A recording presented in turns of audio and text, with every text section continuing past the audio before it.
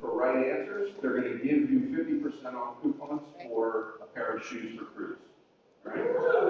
So everybody's jazzed about that. All right, so we want to change the way we look at and talk about risk this year. Okay? The 3 M's, no teammate left behind, changing the risk dynamic, how we think about and how we talk about risk. The We Care Safety First initiative, which we'll talk a little bit about both at the end of this presentation as well as into the next couple. And then winning, right? It's all about winning. It's about competition. It's about making sure that we are first, that nobody wants to accept second, right?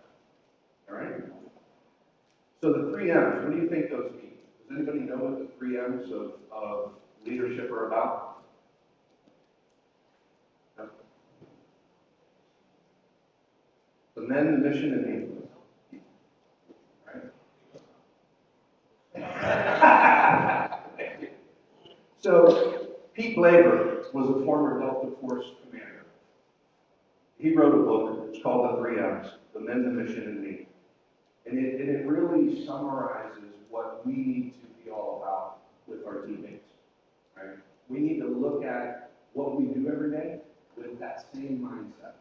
It's about the men, it's about the teammates first, then it's about the mission, and then it's about us, ourselves as leaders, ourselves as employees of the company, what's in it for us. That should be the third thing that we all think about, right? Who are the men? Who are the men in this example? Associates. Yes, exactly. All of us. 4,284 people worked for Arias last year. Right? So we have about 2,600 on the payroll, but with turnover, it's about 4,300 people that we employ. So those are the men.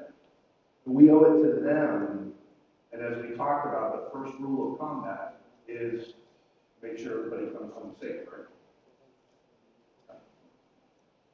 So what's the mission? What is the mission? Anybody? To be the best. Success of the company, to be the best? To exceed our guest expectations. Yeah. What's the mission? Zero. What does the zero mean? No incidents. Zero incidents. 0 incidents. Zero accidents? No one left behind? Yep, exactly right. So the mission is aligned. No serious employee injuries. No serious employee accidents. Okay? No general liability lawsuits. If we can, no general liability claims. It's our mission, it's our job, right? We have to protect ourselves, we have to protect our employees, protect the company. Sexual harassment allegations and lawsuits.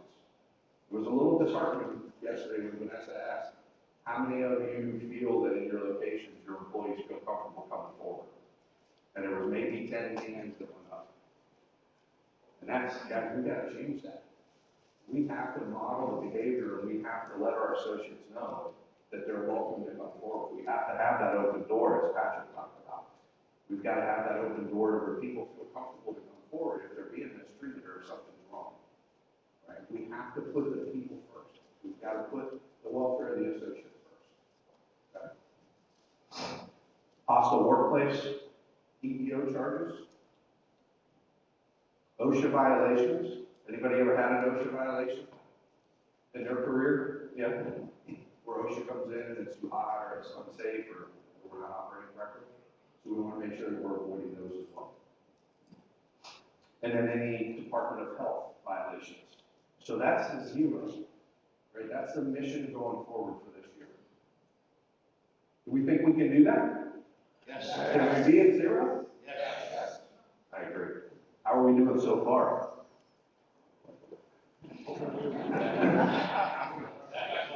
It got quiet, didn't it? It got very quiet. Serious workers' comp claims, which workers' comp will not be talked about after today. You won't hear me mention workers' comp. We're going to talk about teammate injuries, teammate accidents. We're not going to talk about workers' comp as dollars. We're not going to talk about the impact on your P&L. We corporately will worry about that. You guys need to talk about workers' comp as injuries to your team and to your family. And how do we prevent that? Okay. 2015, we had 33 what are called indemnity claims. So for a pair of shoes, who can tell me what an indemnity claim is? Anybody? We talk about them every week on our calls. Marco?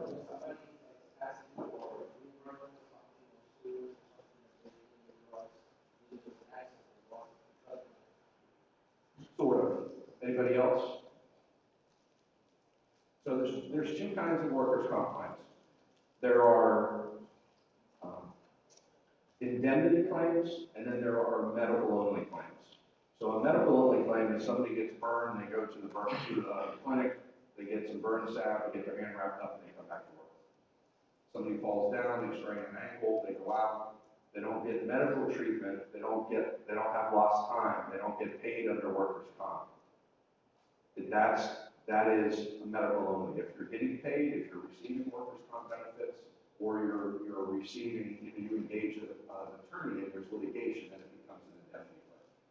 So indemnity claims tend to be about 13 times more expensive than medical only claims, right? And what also is important to remember, aside from the money, that you have an employee who is seriously injured. Okay? One of your family that you're responsible for 8 hours a day was injured to the point that they can't work and that they engaged an attorney or they're undergoing medical procedures.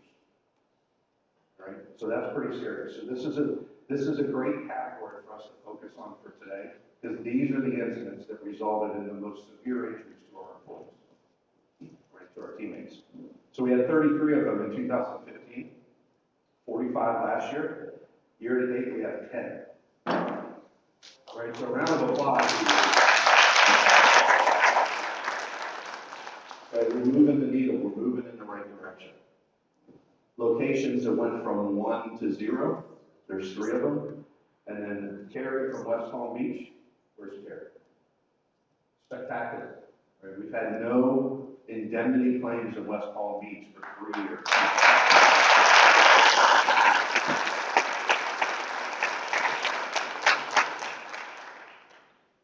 Excellent.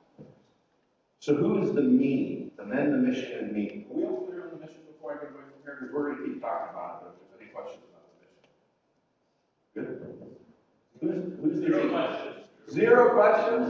Zero. Look. So the me in this is really not me, it's we. It's what we do every day to protect our associates. It's not about me.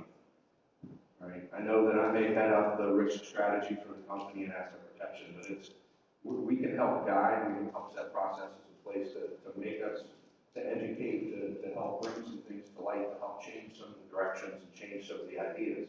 But it's about you guys at ground level, what you do every day to protect our associates, to protect our guests, and most importantly, to protect the brand of the organization. Without, when somebody falls at Wendy's, they don't think that it's Aries. They think that it's Wendy's. When somebody has an injury at a plaza, they contacted the Department of Transportation. They don't call us.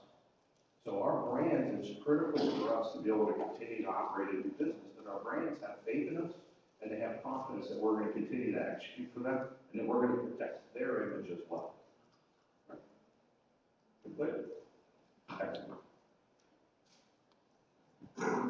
The second piece of this was no teammate left behind. How do we leave our teammates behind?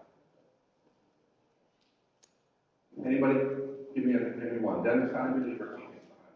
Allowing them to safe work environments. Allowing them in safe work environments. Give that man some shoes.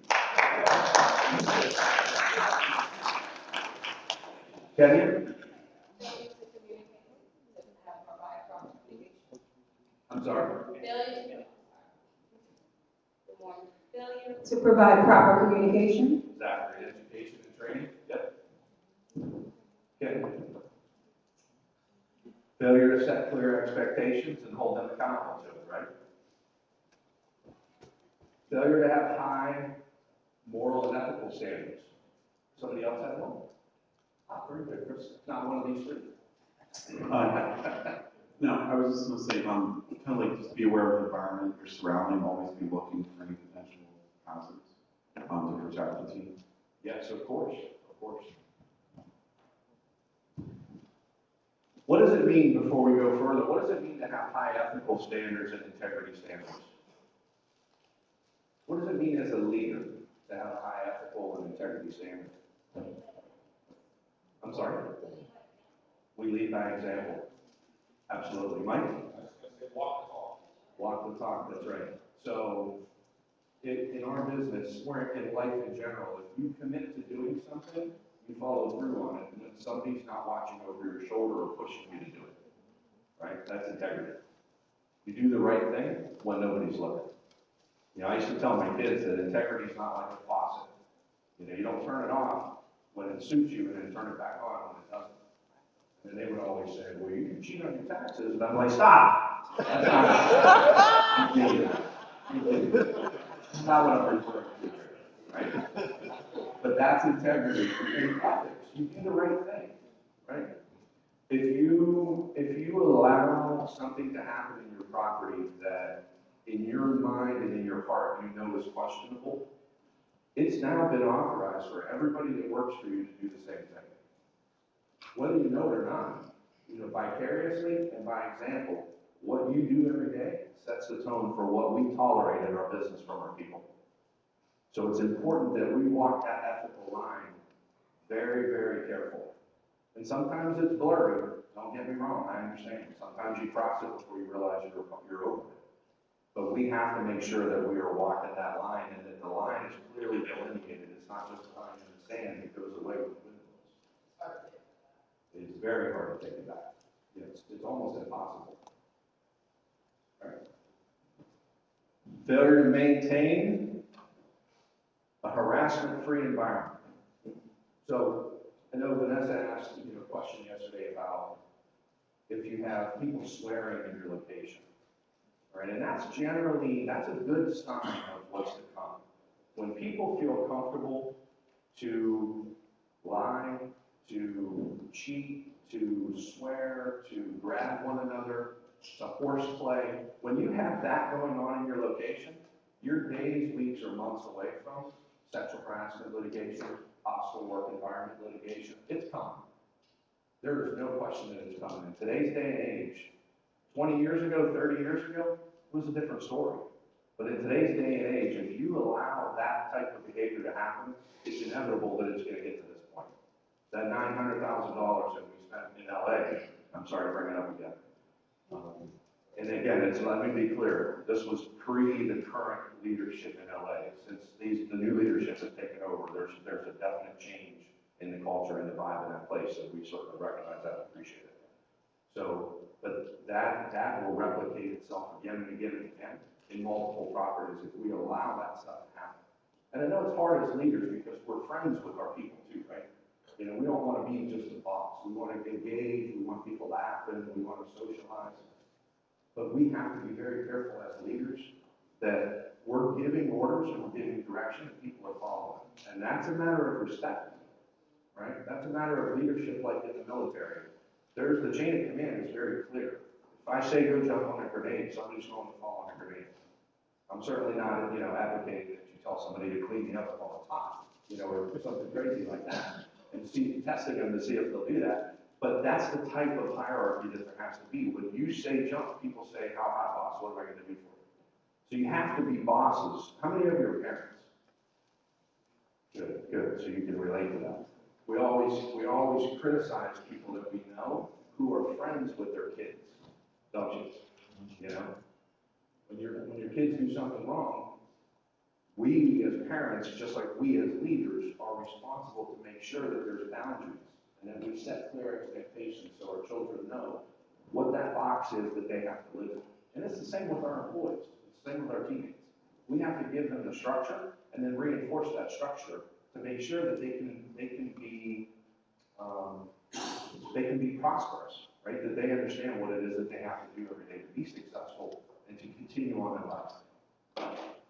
When I was putting this presentation together, knowing the sense of humor everybody has, I thought, Zero, I could put a slide up that says, you know, as parents, zero represents our goal for how many days our children are in jail.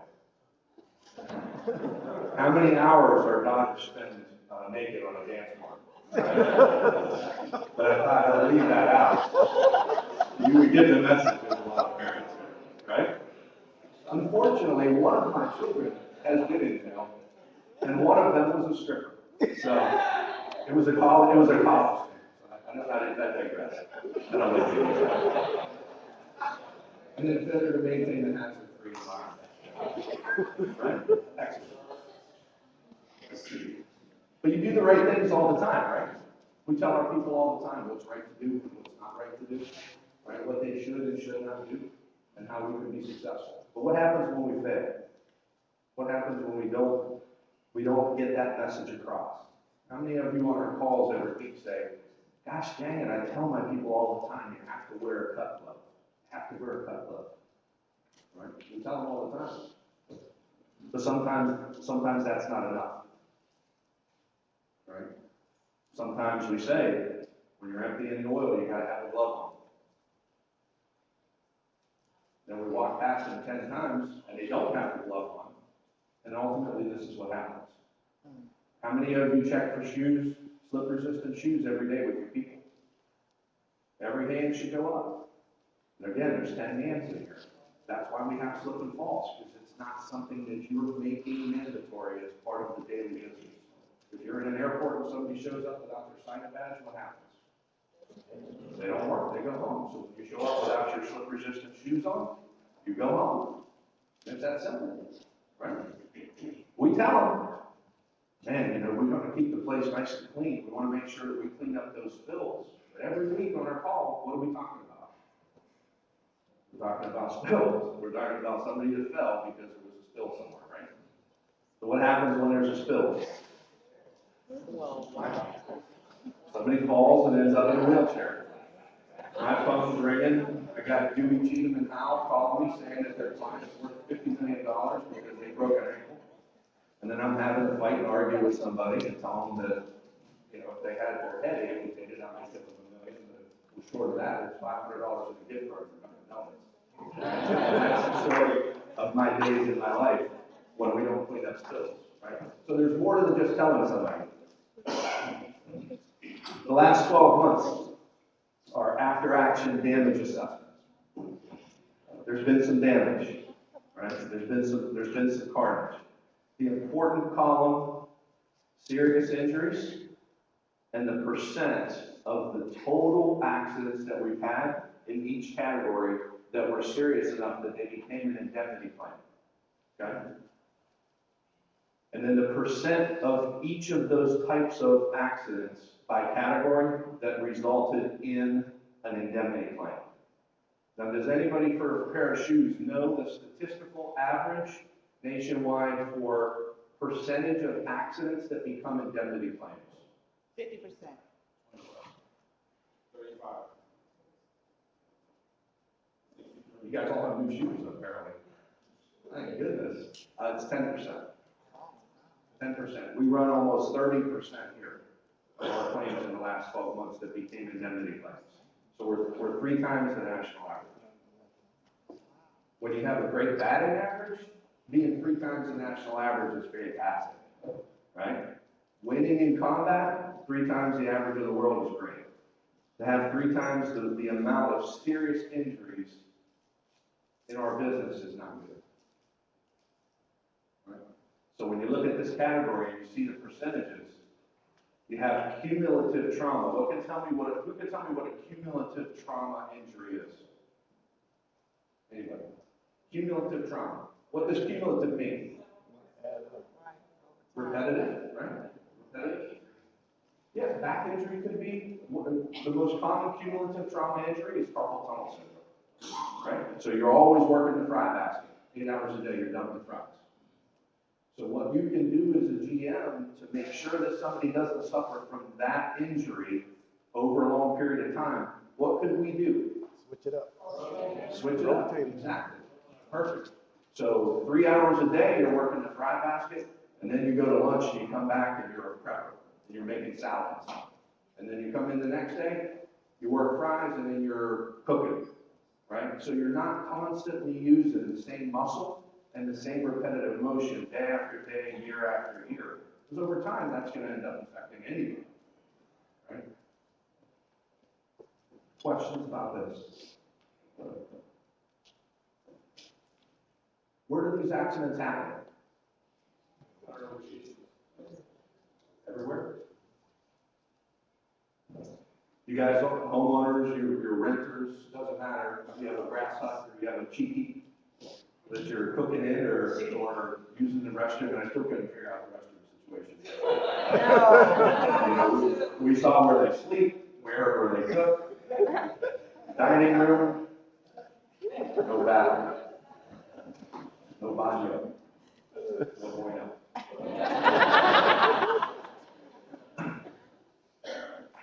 What is the most dangerous room in your house? Kitchen? Back of the house? I'm talking about your personal house. The most dangerous room. Bathroom? You give him shoes? Right? So Sergio and I, it's where our wives are in the house. What we agree? What is the most dangerous room?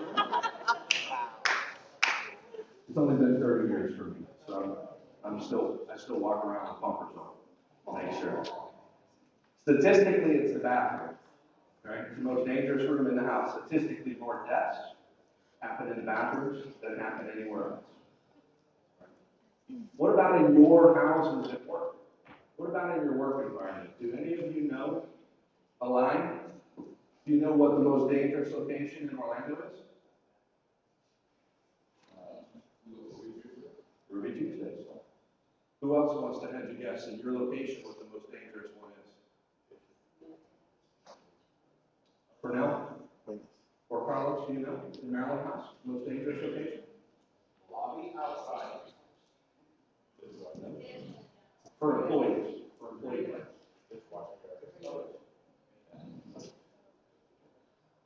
These are the locations, the concepts that are more than 30% of the total accidents for the property.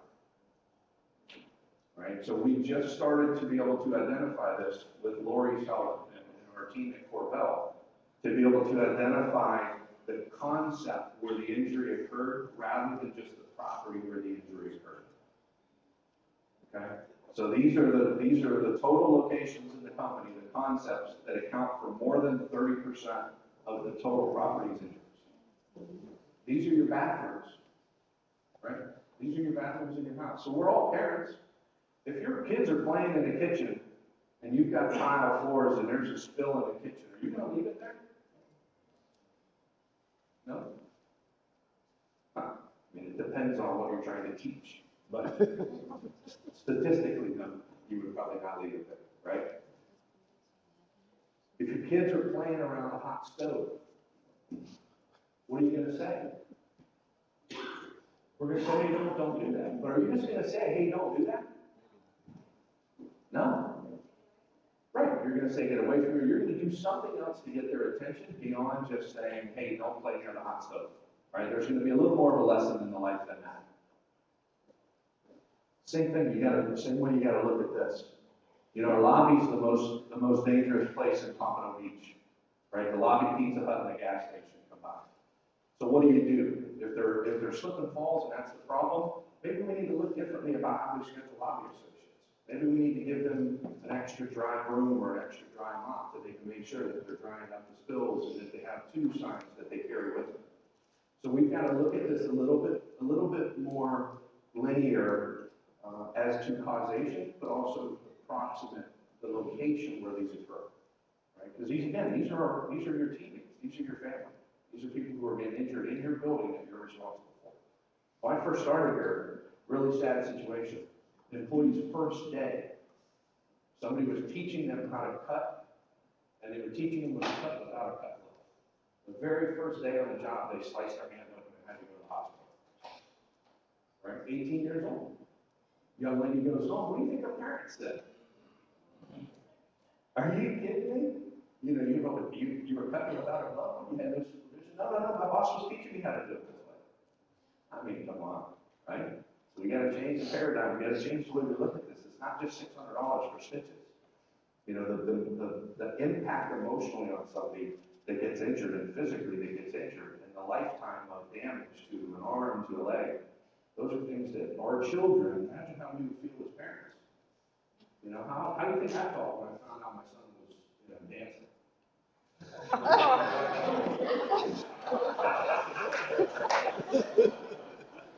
All this time I thought it was a bar back. Dumping ice. How would it work?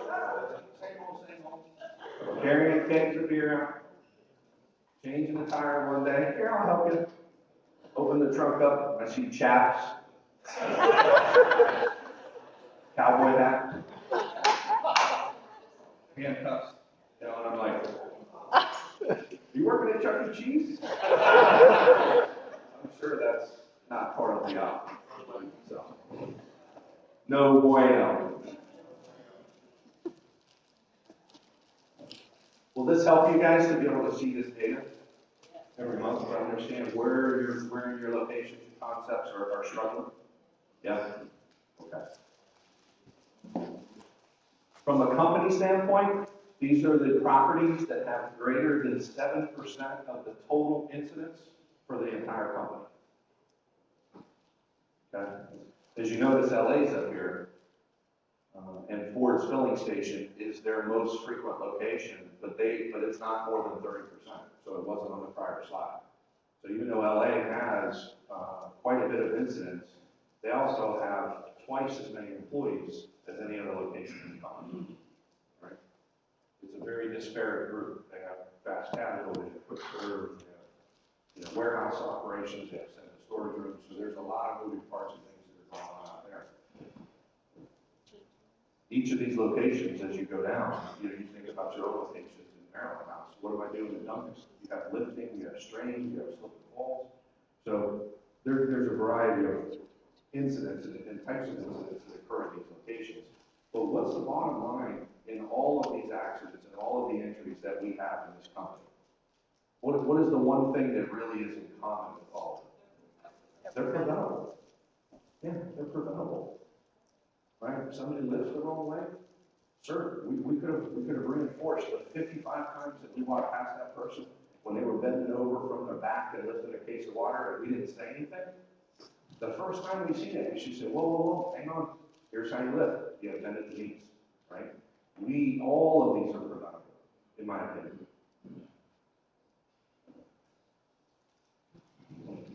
It is all about prevention, folks. So what are we going to do?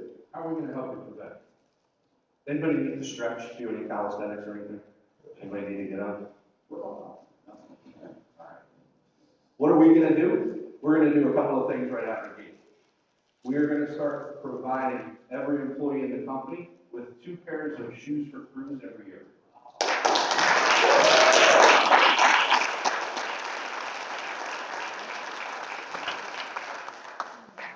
To this point, we haven't been able to mandate that they wear shoes for crews because we don't supply them. So up front, we have some examples of the new line of shoes for crews that's coming out in May. And there's going to be several styles that our employees can choose from when they initially get hired and they sign up and they're going through their I-9s and their paperwork. You'll be able to order them online. There's a 3-day guarantee. We're also going to have crew guards that you have on property. So when you hire somebody the day they walk in, you can get them started that day or the next day by giving them a pair of crew guards. They'll be able to work right away until their official shoes come in. Pretty strong.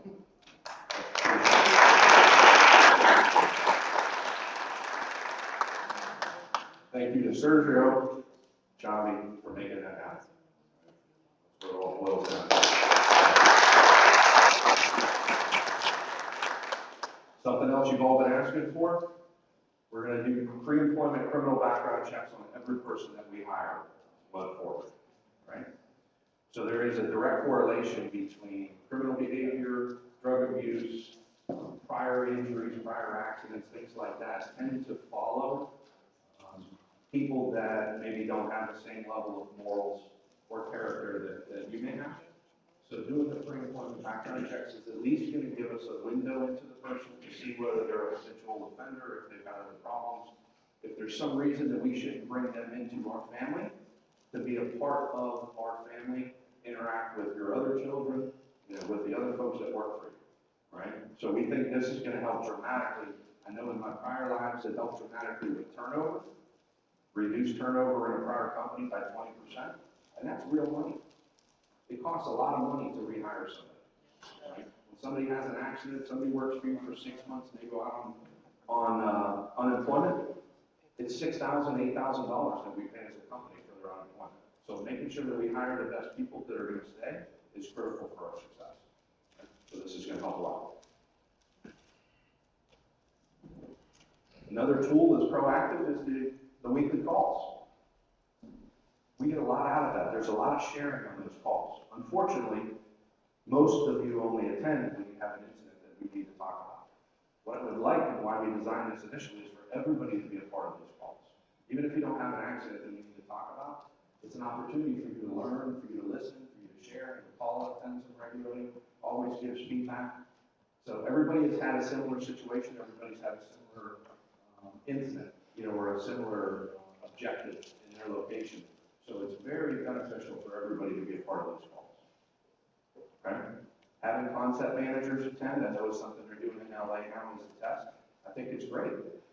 Your concept manager that has an injury that week, have them attend the call, have them talk about what they didn't do. How did this person get hurt? What did you do? Did you do a daily safety scan that morning? Why didn't you identify that issue that morning? Tie it together, hold that concept manager accountable, make it personal for them. Again, it's not just a number, it's not a dollar figure. These are people. Okay? No longer about how many accidents we had last year. No longer about reducing our P&L impact, reducing frequency. That's not what it's about. This year it's got to be about family members that were injured in our house because we didn't do something right. We failed, somewhere along the line, we failed them. Now, are you going to have people that just don't listen? Yeah? I mean, you tell somebody 100 times, you role model, you show them the behaviors, people are not going to listen occasionally. Okay? But we're going to work that person out of the business. If they refuse to be compliant and refuse to act safely, it shouldn't take us 4 years to figure out. It should take us 4 weeks to figure that out. Right? We want to make sure that we are giving people the tools to be successful, but we're also giving them the structure to help keep them safe. Right? And we're following up when they don't.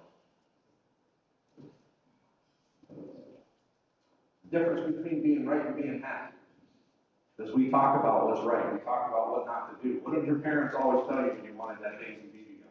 You'll shoot your eye. Oh, of course, they'll shoot your eye. How about this one? What would your parents say? Don't touch. You're gonna burn your hand, right? Exactly. So your parents probably told you that 100 times. But still, people end up burning themselves, right? Again, want to wear the rubber gloves when we dump the oil, but inevitably, the 10th time they do it, and they don't have the gloves on, or we say, hey man, you got to wear those shoes for cruise because the kitchens are slippery, but yet we don't validate that they have their slip-resistant shoes on, or that the bottoms of them look like Crocs, and they're completely bald, and now they're walking around in the kitchen because the shoes are 5 years old.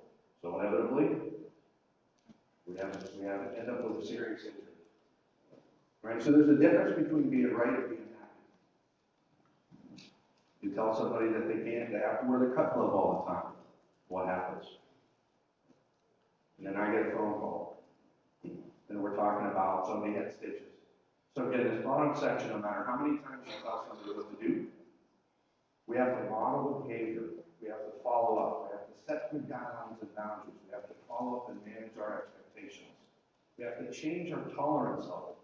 When you change your tolerance, you'll change your results. Okay? Again, you guys set the tone. It all starts with you at the top. What are you willing to tolerate? Lastly, the Care First, or the We Care Safety First program. You're going to hear more about this in another presentation, but this is the new risk program, the reward and recognition program for us. Okay? And this is what it's about. We owe it to our employees. Safety first, let them know that we care. And it's sexual harassment, it's zero tolerance for shenanigans, and the workplace, zero tolerance for bad behavior, for somebody that's touching another employee, somebody that speaks down to another employee. We have to set the tone. We have to get ahead of that and make sure that people understand that that's not acceptable. I was very glad to hear from several of you. Mike spoke right up yesterday as well and said, look, we don't tolerate that stuff. And Patrick, I know, has changed things. So that's great. That's what's going to get us over the finish line. That's what's going to allow us to achieve the mission. Okay? It's about operational excellence, right? It's about following up and doing what we say we're going to do, holding people accountable, teaching and training them correctly. Can we do it? Can we be at zero? Yeah. We have a commitment from everybody to do that? That feels strong enough. Ask again. I agree. It didn't feel strong enough. Can we be at zero? All right. Thank you, guys.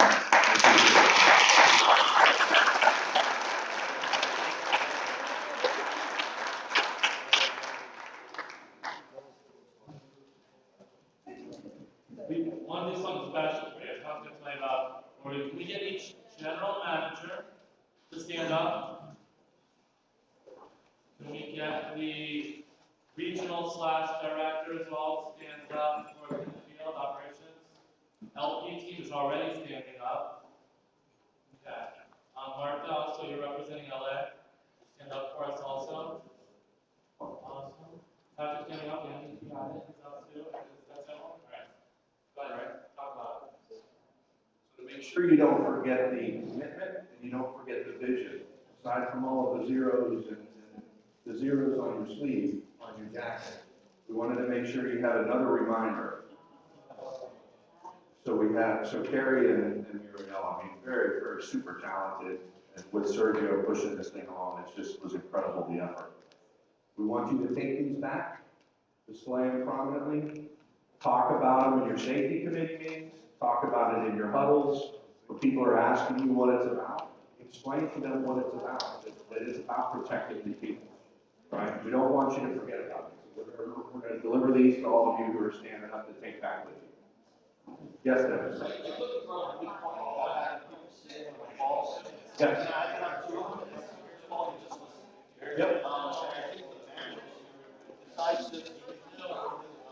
Hello? Besides them just hearing it from me, hearing it from the other GMs, hearing it from corporate headquarters, hearing it from other people around the country, I think it'll impact them, and I think they'll learn. Because they're exposed to something different, they're exposed to, send me something, ready to shoot, ready to shoot, right, run a cut club, they're gonna see what happens, and hear about what happens when we don't wear the cut club, we don't wear the shoes, and they hear about it from, whether it's from Orlando, from LA, wherever it may be. I think it'll help. I agree. They don't need to be on there for a whole hour, for 45 minutes, they can sit on for 15, 20 minutes, and they can still learn something. I agree. Real quick, Roberto and Lori, can you guys stand up? I want to introduce you to the teams. Lori. I'm sorry. Oh, I'm sorry, Chris. Please, I'm sorry. So Chris is with Corvell. She's one of the regional vice president of all things fun and talented. So Corvell, as you know, is our TPA, our third-party administrator. They donated some gifts to the meeting this week, but also I wanted Chris to attend. Jenna was unable to make it, just to help them see how committed we are and how committed you are as a team to helping to take care of our associates. But once an injury happens, it falls to Corvell to call the associate, to manage their care, to help walk them through the process, to get them back to health, so that they can come back to work as quickly as possible and then hopefully maintain a normal life. So Chris, for all you do, thank you guys very much.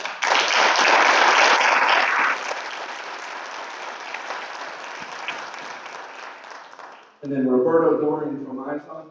Roberto's the CEO of IZON. Most of you probably met him at the vendor night. We got to look at that new cool technology that's coming with the camera system. So Roberto's one of our platinum sponsors through IZON, and he contributed in reduction of prices for us on the new platform, as well as on our service contract. It's going to amount to more than $20,000 a year that he's donating to help us out with this. And I wanted to make sure that he was recognized for that.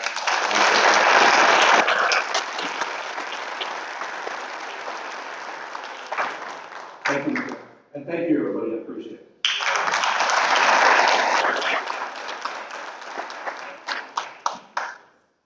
So who are we leaving behind? No. Zero. Nobody, right? Great job. So we are going to take a quick 10-minute break. A true 10-minute break. My empty breaks are done. We're doing true 10-minute breaks. And please don't leave anybody behind, okay? We have a lot to do today. So enjoy, stretch, get out and get going. Don't stay here and chat for 9 minutes and then run to the bathroom. Okay, I'm calling you out, y'all. Go out.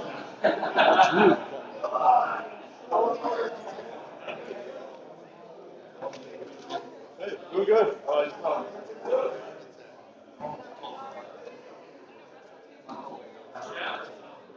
Jen, guest experience managers, can you go see Marielle real quick? Chris, I know you're sending a message, thank you. Go see Marielle.